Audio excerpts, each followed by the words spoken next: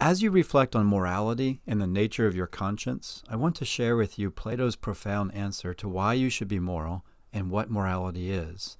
In the end, his answer is that you desire to be moral for the same reason you desire to listen to beautiful music. Now, before we get into Plato's answer, notice that there are many ideas of morality floating around in the ether. Some people argue that you should be moral to avoid punishment or to earn some reward, while sophists and postmodernists argue that morality and justice are simply illusions or power games. Others argue that each culture or individual creates their own arbitrary morality, and there's no way to judge which moral system is better.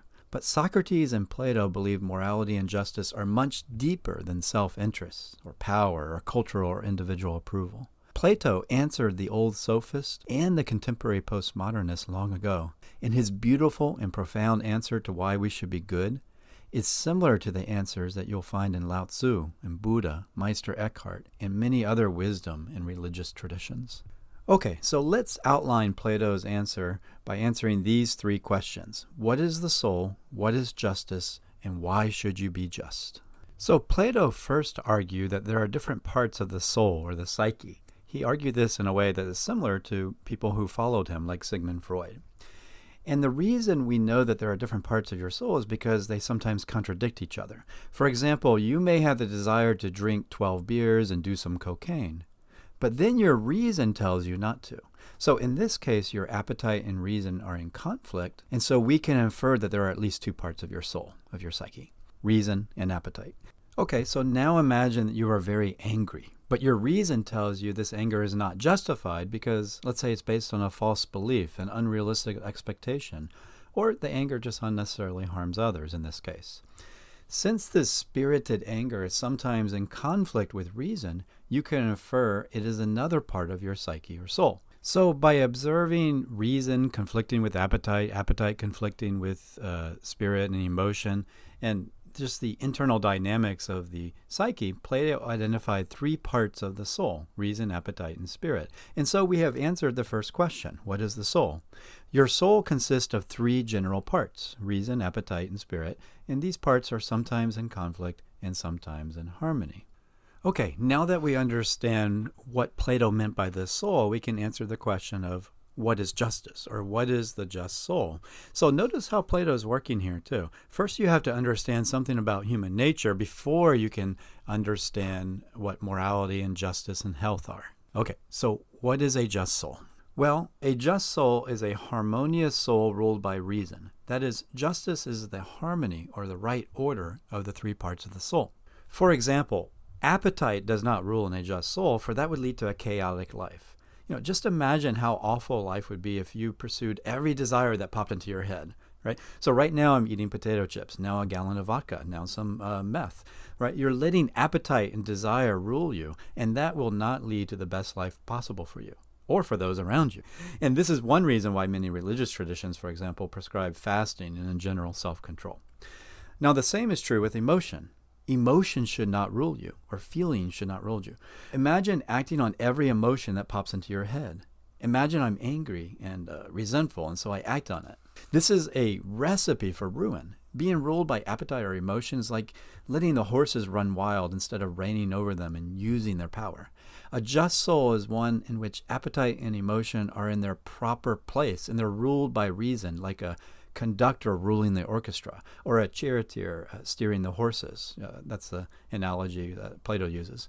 So the just soul is a type of harmony or music in which each part of your psyche fulfills its function well, and all is ruled by a type of rational awareness. In this just soul, reason develops wisdom, spirit follows the path of courage, and the appetite obeys the law of moderation, or temperance and self-control. Okay, so we have a nice picture here of the nature of the soul and the nature of a just soul.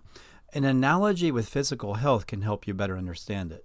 So physical health is a similar harmony in which each part of the body, instead of the soul, so each part of the body, the kidney, heart, the nervous system, and so on, is doing what it does well, as the rational mind gives it good nutrition, exercise, and sleep.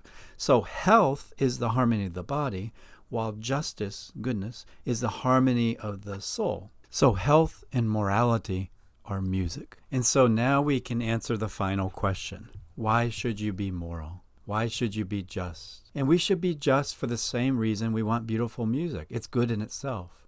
Being moral is the music you are meant to be, your highest self. And we don't enjoy music to get future rewards or to lord power over others. We enjoy music in the harmony that is goodness for itself. In this music, you lose yourself instead of preserving it.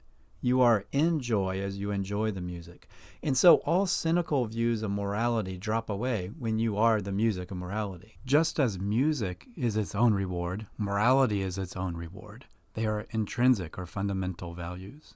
And as the music plays through you, as your conscience finally rules in a rational way, you suddenly find yourself wanting the good of the other as other, because you lose yourself in the music, the morality playing through you.